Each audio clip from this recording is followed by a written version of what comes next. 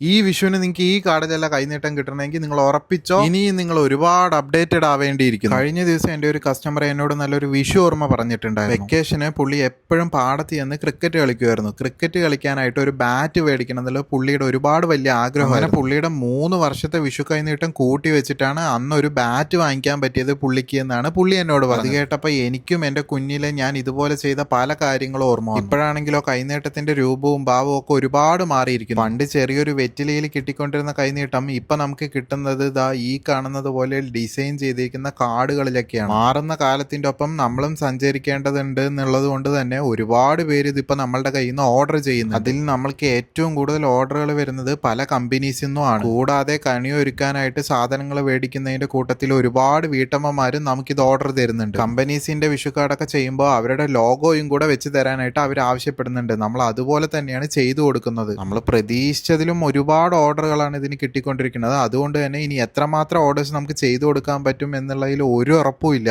ആർക്കെങ്കിലും ഇതുപോലത്തെ കാർഡ്സ് ഒക്കെ ആവശ്യമുണ്ടെങ്കിൽ പെട്ടെന്ന് തന്നെ DM ചെയ്തോളൂ കേട്ടോ. അപ്പോൾ എല്ലാവർക്കും അഡ്വാൻസ് ഹാപ്പി വിഷു.